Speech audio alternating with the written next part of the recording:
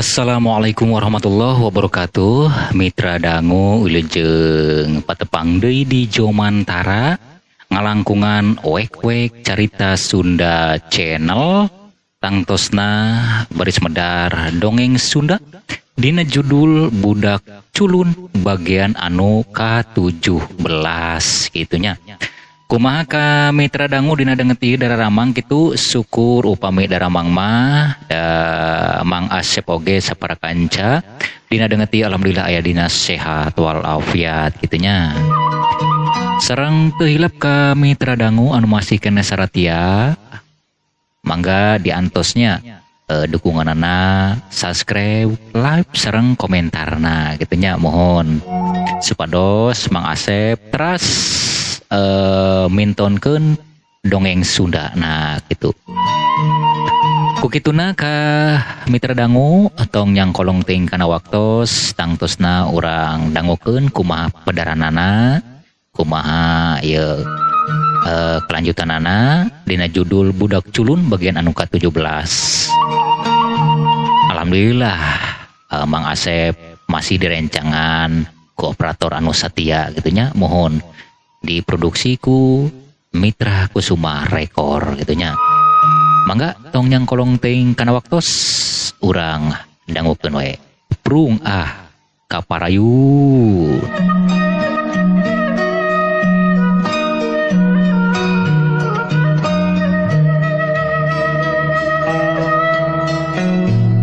Sanggeusna maranehna bebersih tapi maranehna henteu geura indit di eta tempat.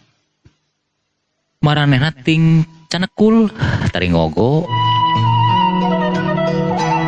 barijeng ting harulang keur jongjon ting harulang kitu kadenge Damri ngamimitian nyarita kana Samin. Nya yo Min dipikir-pikir ku dewek yo anu jadi mamala lain si Hasim wae yo. Keke. Ari maksud ilaing nah saha?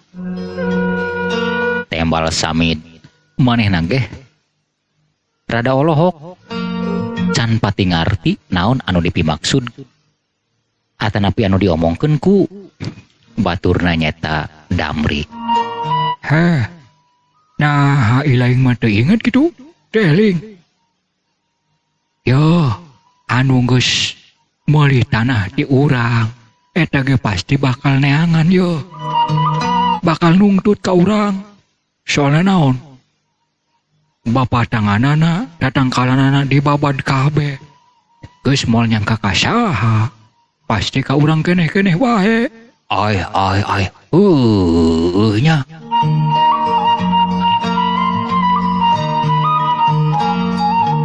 Karak eling oi dewek.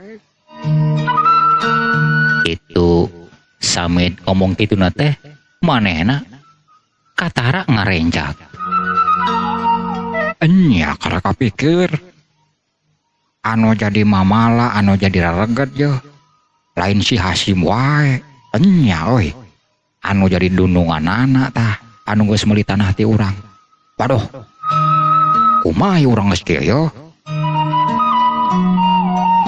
Samid siga nu kabingungan. Kudu kumaha nya pilampaheun. Ari ilaing nah bet bodoh katotoloyo. Yo. Anu baris dipateni, anu baris dirogahala. Nya. Naon hese na pasrahkeun we kambah guru urang. Anu bakal diala nyawana lain hiji dua gitu. Alah, pikiran ilaing jenius yo Damri. Nya kada kapikir oi ku dewek. Ngomong kituna teh Samid gura-giru cengkat.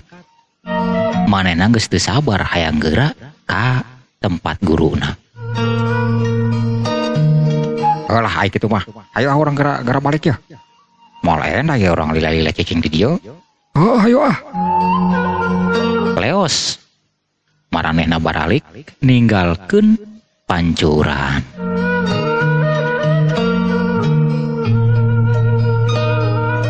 Sedangkan kaayaan di padepokan guruna nyaeta di tempat nambah cokro, maranehna ke rukul we tiluan encang kamsa katut bah cokro keur gundreng ngalobrol. Cang, kumaha sakira-kirana ayo pamanggih ilaing euy. Ngomong kitu teh Mbah Cokro ngareret kana encang anu keur tutug duur.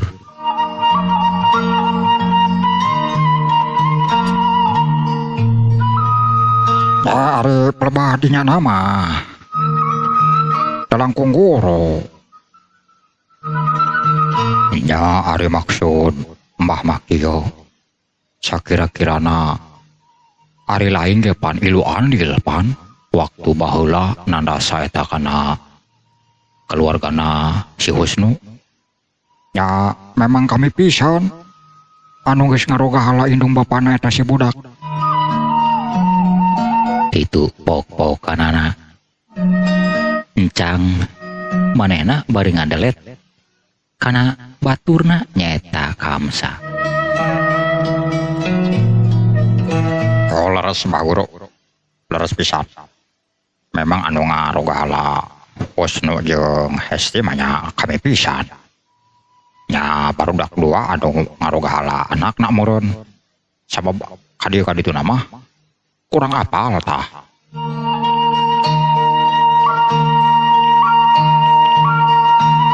Pok-pokanana kamsa. Samemeh guru ngajawab ulutrak anu duaan daratang anu geus ti pancuran. Tah geuning. Nah, berarti lalila toying ieu di pancuran. Tembal guruna Damri jeung Samit gukgek dariuk. Sila mun reke pisan madep ka guruna.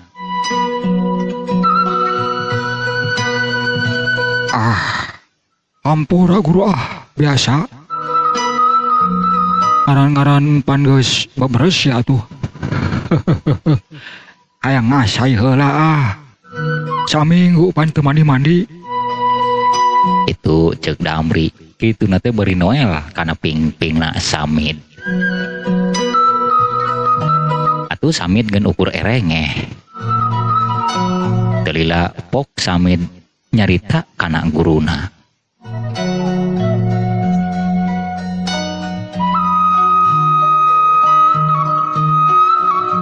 Guru, ieu permasalahan anu diobrolkeun tadi urang lanjutkeun dewe lah. Soalna jelas ieu mah bakal jadi mamalah keur urang kaharepnakeun. Keun we lah nan urusan eta mah. Ngeun dewek hayang nanya heula euy. Lamun puguh hasil, mana hasilna? Pancan ditembrakeun yeuh. Itu cek guruna anu katelah Mbah Cokro. Manehna hayang geura ningali hasil lalampahan anu duaan. Nya hampura Guru hilap ya. Damri kituna teh manehna bari ngaluarkeun bungkusan tina jero sakuna.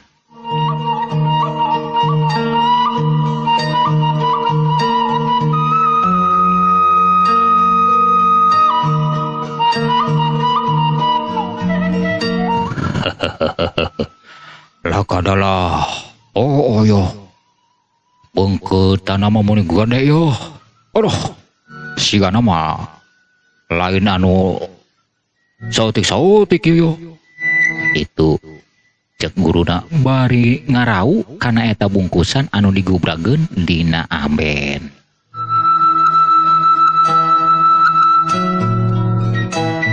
Nah alhamdulillah ya Mbah Guru. Lumayan lah keur teu bekal urang mah.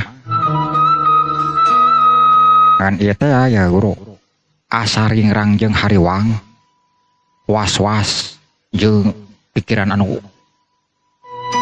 tepuguh teh ya sabab mamalana pipanyakiteunana ya geus modonghol anu baris nyampuritan. Oh, urusan kadinya mah urusan dewek lah.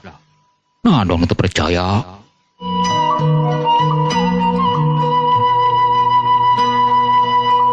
Ngomong gitu nanti bari mundelik karena samid atuh puguh we samid ge rada murungkut ari itu mah ari ningali kitu mah punten mitranya.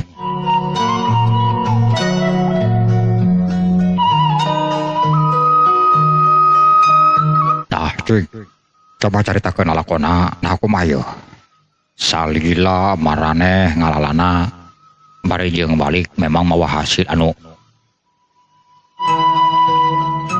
menggembirakeun yo henteu nguciwakeun kana Mbah.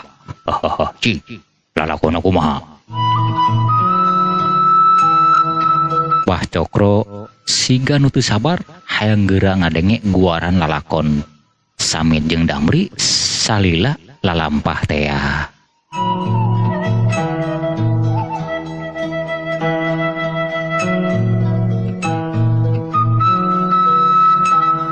Ayo kieu bah. Memang ieu kami geus berusaha pikeun nyairkeun eta tanah sangkan jadi duitnya alhamdulillah aya oge anu daek meulina. Tah, oh, terus?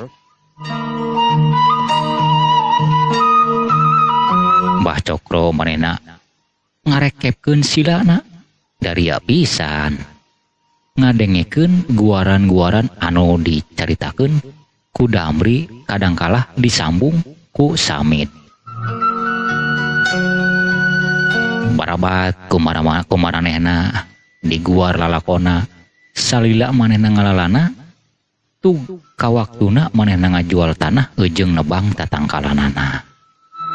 Ditetek teh nu kaliwat maranehna nepi ka papanggihna jeung nu ngaran Hasim tug nepi ka patelakna adu jajaten. Tah kitu mah. Jadi anu baris dimusnahkeun ge lain saurang bae duaan tah jeung dununganana anu ngaran Dudung anu dicaritakeun tadi teh anu geus meuli tanahna. Oh, gitu. Karti. Lamun teu dileungitkeun eta dua jelema jelas bakal jadi mamala yo. Lain bae urusanana adu jajaten jeung nu ngaran Hasim. Oge maraneh bari berurusan jeung nu berwajib yo. Sabab anu ngaran Dudung geus jelas-jelas ngarasa katipu.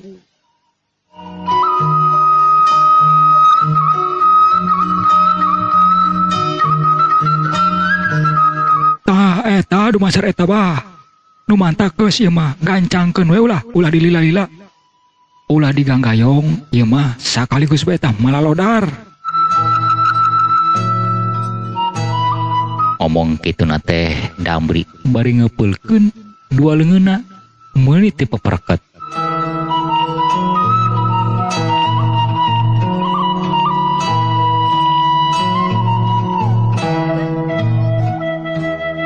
Oh lah beres, ari kitu mah ke saha ngaranna eta dununganana?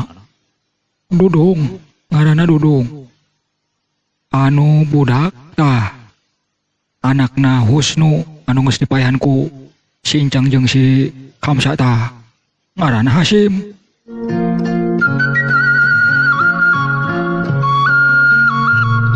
Oh gitu. Oh, ke tungguan sakudung. Mbah rek nyiapkeun sasajen heula lah. Rek nyiatkeun pararatanana sapuratina. Tungguan sakudung. Kojengkang Mbah Cokro ngojengkang nuju ka goahna. Teu lila manehna datang deui mawa baskom dieusi cai herang. Mawa keris 2 biji ujung kanjut kundang. Dalila eta barang anu dibawaku Mbah Cokro teh digubrageun atanapi digolerkeun dihareupeun anu opatan.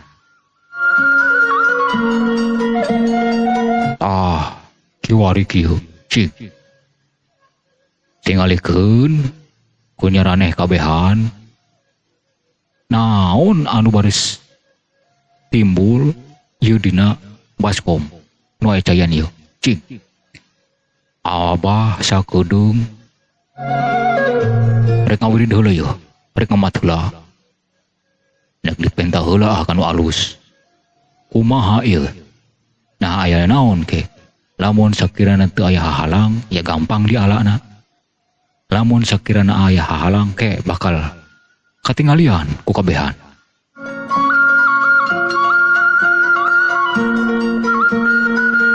Puguh we anu opatan maranehna tambah segut sarila muni rek pisan teu ngiceup-ngiceup bari ningalikeun kana baskom anu dieusi cai harang teh. Ari Mbah Cokro manehna meuremkeun panonna bari gegrenceman.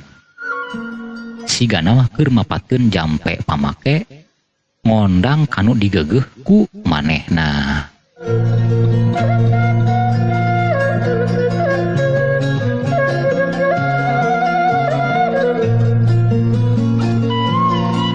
Tulila katingali cai dina baskom oyag-oyagan.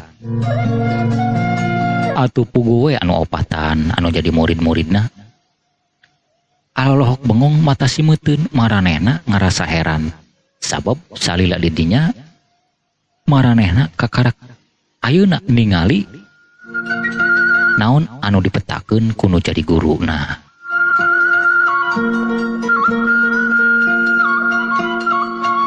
Tulila katingali ku nu opatan aya anu ngalangkang eta dina baskom dina jero cai teh. Aya hiji aki-aki anu keur cindekul. Katingali ku maranehna atra pisan.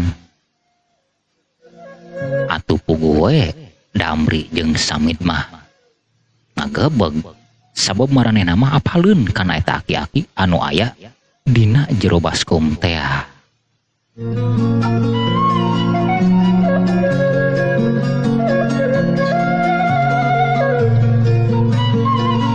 Walah, Samid, salah ditinggalian oi. Nah, itu mah anu ngaran Aki Samadnya. Nya oi. Alah. Kek. Dewek mah teu ngarti yo. Naon maksudna ieu? Aya gambar Aki Samad dina jero baskom. Padahal anu baris dikakalakeun si Hasim jeung si Dudung. Nah, anu timbul betak aki teu ngarti dewek mah. Kayak urang tanyakeun ka guru yo. Itu maranehna ting harewos we duaan. Ari Encang jeung Kamsa mah ngeun ukur olohok. Hareugeun ari ningali kitu mah maranehna ge.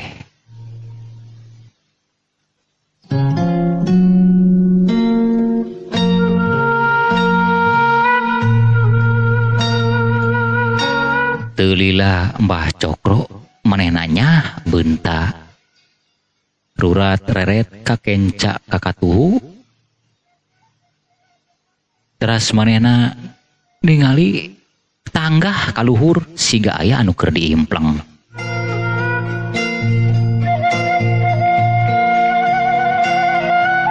Tulila manehna ge ningali kana eta baskom anu aya caian teh. Naon anu katingali ku maraneh cik? Ayo. Bejakeun ka Mbah. Itu pok-pokanana ceuk Mbah Cokro. Bari tetep manehna ge bari nyeklan keris ditungkulkeun kana baskom teh. Bah, aya anu teu kaharti. Nah, bet aya gambar aki-aki eta dina jero baskom teh. Dina cai. Nya Bah. Nah gambar aki-aki Sedangkan anu baris dikakalakeun si Dudung jeung si Hasim, nah anu timbul betaki-aki teu ngarti ah. Itu pok-pokanana Damri jeung Samid manehna ngarasa heran. Tah, lamun maraneh can ngarti ieu kieu. Ieu anu baris jadi hahalangna yo. Yuh, aki-aki yo. Sabab ieu aki-aki lain lumayan pangabisana. Tah, anu jadi guruna si Hasim teh ya. Ieu. Cik, saha anu apal kana ngaranna? Ah, atuh apal bah. Apal pisan. Ngaranna teh eta Aki Samad. Uluh. Si Samad. Nah, akibat siga nu kenal. Itu pok-pokanana cek Damri. Sabab katingali Mbah Cokro manehna ge ngaranjung kaget jeung manehna ngerungkeun halisna.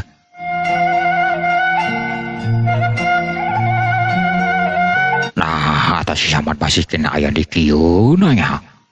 Allah. Geus lila manehna geus teu kadenge makalangan di dunia kajawaraan. Dikira geus eueuh aya keneh. Kitu manehna gegerendeng sorangan tapi atra kadenge kuno opatan. Puguh we Samid meureunnan kadorong ku rasa penasaran nanya kanu jadi guruna. Nah, kumaha guru kitu? Guru bersiga nu kenal jeung siga nu apal tah kana nu ngaranna Ki Samad. Aduh lain kenal-kenal doi. Bisinya nih hayang apal riwayatna eta si Samad. Baheula manehna sapaguron jeung Mbah, ngeun beda jalan. Ari dewek mah oi, kana rarampog babadog lumpatna. Ari manehna mah ngahijina jeung kiai jeung ustad. Kitu tah, teu sajalan jeung Mbah. Padahal mah sapaguron baheula eta teh. Itu pok-pokanana cek Mbah Cokro. Tapi meus-meus manehna ngerungkeun halisna. Meus-meus manehna gogodeg. Sabab ku manehna masih keneh aya nu di pikiran anu encan begitu paham nu leuwih jero kaayaan Aki Samad. Anu dikira ku manehna mah eta Aki Samad teh geus teu aya di kieuna. Sing horeng mah aya keneh. Nah, ari Mbah nyangka bet eta Aki Samad geus teu aya di kieuna. Sakirana itu pok-pokanana jeung cek Damri. tah kieu ari dewek ngarasa heran nama yo dikira geus aeh nama tanu ngaran si Samad. Waktu baheula aya kajadian lamun cek zaman urang mah meureunnan gempa bumi teh ya. Harita aya gunung urung longsor nimpah kana keluarga manehna tu aya nu nyesa hiji-hiji acan. Tah anu dikira ku dewek mah euy sugan ilu modar tah katuruban taneuh. Horenganan mah aya keneh nya eta mangkeluk. Memang jadi musuh bubuyutan eta teh. Sabab beda paham, beda jalan, beda aliran. Jeung dewek euy tanu ngaran si Samad. Oloh, kitunya. Anu apatan maranehna ge harelok berejeung tingku mecrek. Wah, Lamun kitu mah dilayanan lah ku dewekeun. Dewek nek ngakalakeun kanu ngaran si Hasim jeung si Dudung. Bari hayang ngajajal tah pangabisana si Samad. Kumaha ketakna? Sugan we, si Dudung modar, si Hasim modar, si Samad ge milu modar. Sabab lamun eten teu modar, jelas jadi mamala kakabehan yo. Ngomong kitu teh Mbah Cokro katingali kuno opatan meuni perenges pisan. Maklum anu kadorong ku nafsu teh.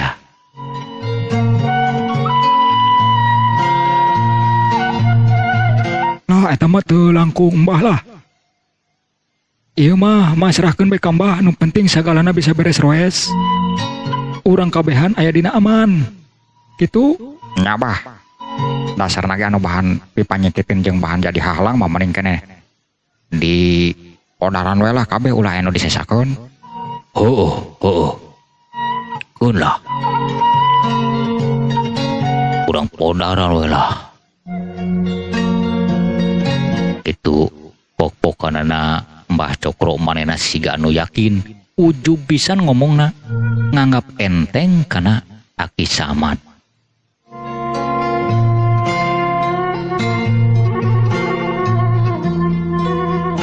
Sabab cek pikirna kaukur pangabisa Aki Samad.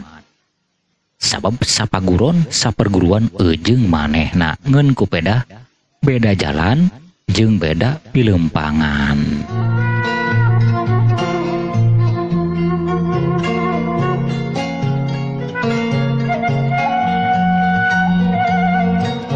Ari Aki Samad memang waktu baheula kajadianana keluargana musnah teu aya nu nyesah hiji-hiji acan. Nya ku bencana alam teh anu geus dicaritakeun ku Mbah Cokro. Keluargana karugrugan taneuh teu aya anu nyesa. Iwal ti Aki Samad nyorangan ngeun manehna ngalalana apruk-aprukan. Terus manehna ngulik pangarti jeung ngolah pangabisa. Ari Aki Samad mah dina jalan anu memang dipikarido ku Allah, henteu seperti Mbah Cokro ayeuna. Manehna mah kabeukina babadog rarampog teu saeutik nyawa jalma anu ngalayang ku leungeun manehna.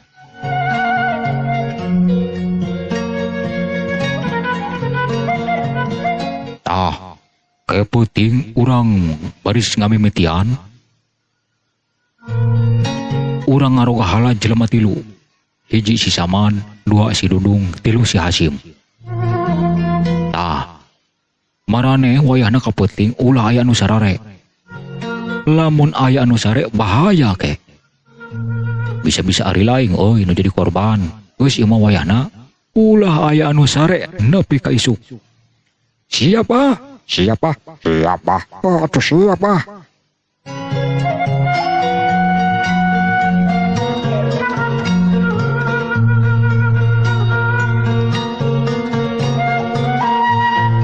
Urang tunda kayaan Mbah Cokro jeung murid-muridna anu boga rencana baris mateni kana Aki Samad. Kajuragan Dudung katut Hasim. Cag urang tunda heula engke oge baris ka sampeur deui. Urang caritakeun kaayaan Aki Samad, Juragan Dudung jeung Jang Hasim. Maranehna geus anjog ka lembur dayeuh.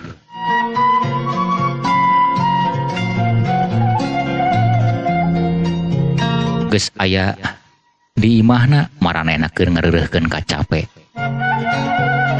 Maklum ti Cirahong ka lembur dayeuh teh lain lalampahan anu deukeut-deukeut.